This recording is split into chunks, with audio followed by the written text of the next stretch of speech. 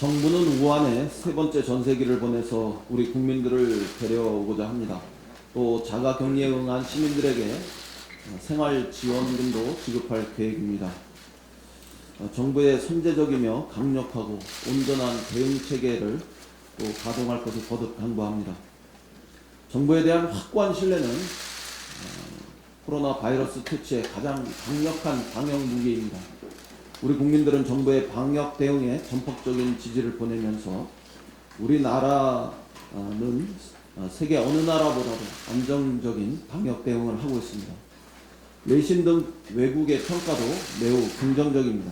미국의 질병통제예방센터 역시 우리나라의 응급 대응 체계를 높이 평가하면서 여행 안전 국가, 즉 레벨 1 등급을 유지했습니다.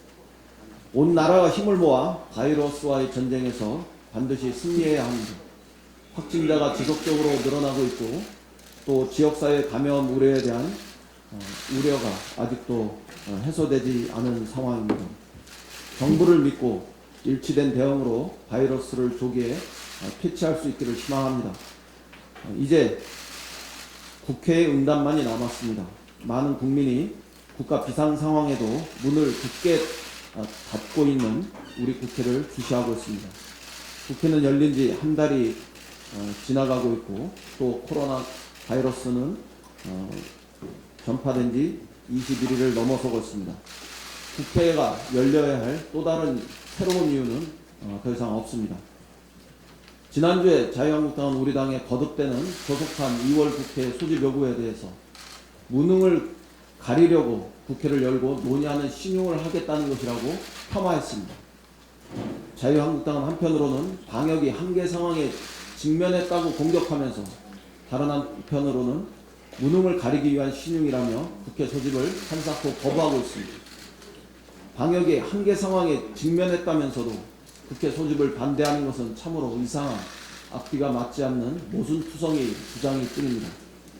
다시 말씀드리지만 방역이 1번이고 민생 경제가 2번이고 선거는 3번입니다.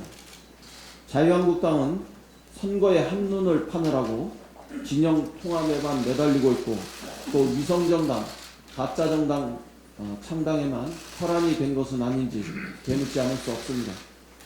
방역이 먼저고 선거 준비는 나중입니다. 민생 국회가 먼저이고 진영 통합과 가짜 창당은 당연히 한참 나중이어야 합니다.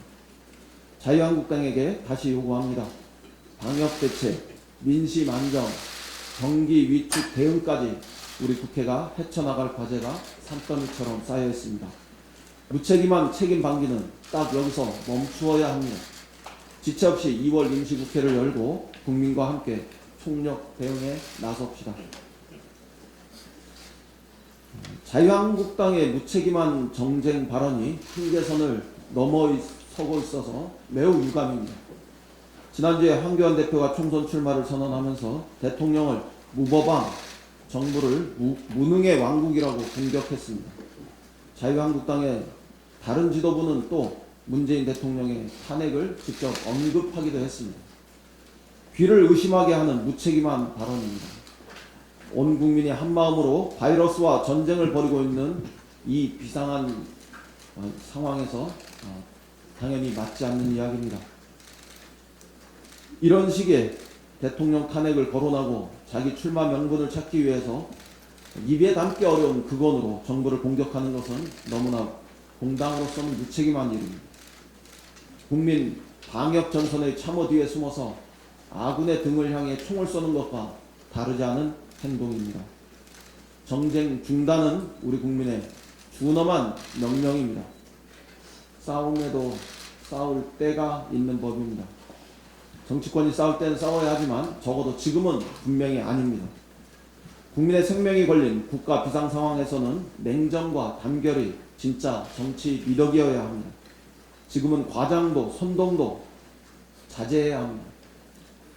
제1야당 지도부가 있어야 할 것은 정쟁의 일선이 아니라 민생과 방역의 제1선이 되어야 할 국회입니다. 지금은 제1야당 대표가 자기 선거지역 표밭이나 다닐 만큼 한가한 상황도 아닙니다. 황교안 대표께서는 선거 유세장 같은 극렬한 정쟁의 언어를 멈추시고 당장 정쟁 중단과 국회 가동부터 선언해야 합니다. 정치 지도자로서 방역 성공을 위한 국회 총력전을 진두지휘하시길 바랍니다.